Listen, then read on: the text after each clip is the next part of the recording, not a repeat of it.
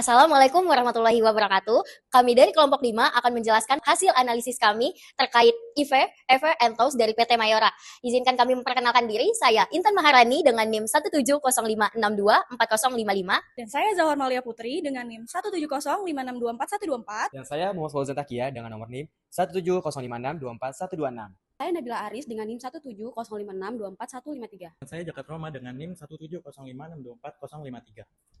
PT Mayora Indah merupakan salah satu perusahaan manufaktur terkemuka di Indonesia yang bergerak di industri makanan dan juga minuman ringan. Perusahaan ini didirikan pada tahun 1977 dan dikenal luas melalui berbagai produk konsumen seperti biskuit, permen, kopi, dan juga minuman instan yang telah dipasarkan. Tidak hanya di dalam negeri, tetapi juga di berbagai negara di dunia.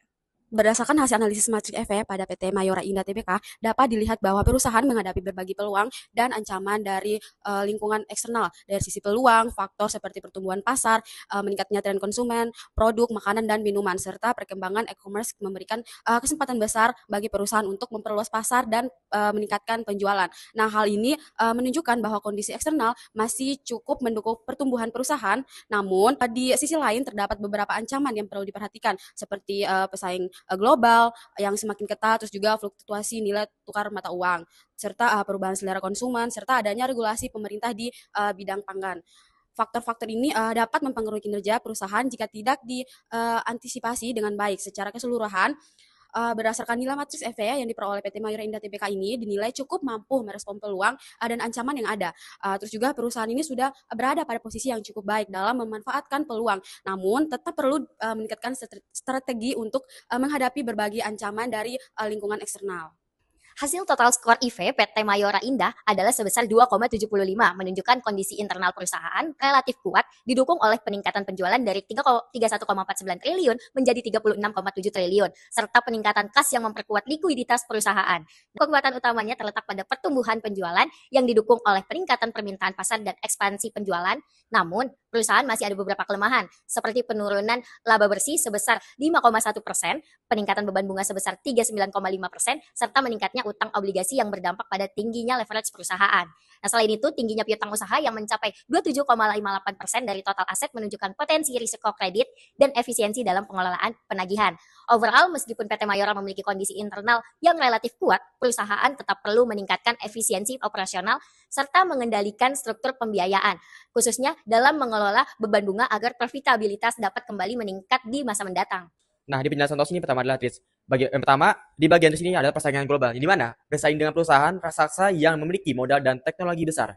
Dan yang kedua adalah fluktuasi nilai tukar, yang di mana fluktuasi nilai tukar ini tergantungan bahan baku impor membuat biaya produksi tidak stabil. Dan yang ketiga ada perubahan selera, yang di mana PT Mayora Indah menjadikan tren gaya hidup sehat mengurangi minat pada produk tinggi gula atau kalori. Dan yang keempat, poin terakhir yaitu regulasi ketat, yang di mana PT Mayora sadar ekspor yang tinggi dapat meningkatkan biaya dan memperlambat distribusi.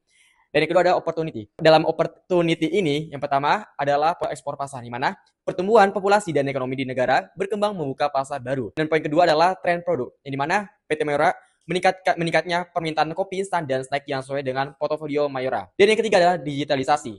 Perkembangan e-commerce dan pemasaran digital memperluas jangkauan penjualan. Terakhir yang keempat adalah kelas menengah, yang di mana PT Mayora peningkatnya daya beli masyarakat meningkatkan konsumsi pada produk bermerek. Selanjutnya adalah weakness. Di weakness ini ada beberapa poin yang kami jelaskan. Yang pertama adalah ketergantungan impor, yang di mana PT Mayora ini rawan terhadap resiko nilai tukar dan rantai pasok global. Yang kedua persaingan ketat, yang di mana banyak banget pemain dan produk mudah ditiru dan juga memicu perang harga tinggi.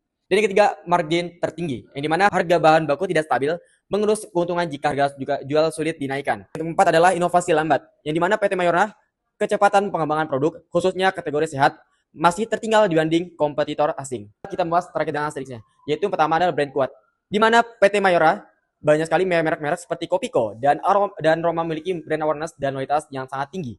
Yang kedua adalah distribusi luas, jaringan penjualan yang menjangkau pasar domestik hingga internasional.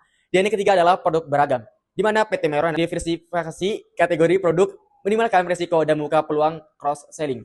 Dan yang keempat yaitu efisiensi produk, di mana PT Mayora skala ekonomi menekankan biaya per unit sehingga margin lebih besar. Dan terakhir, yaitu harga kompetitif, di mana Mayora harga terjangkau menjadi keunggulan utama di pasar sensitif harga.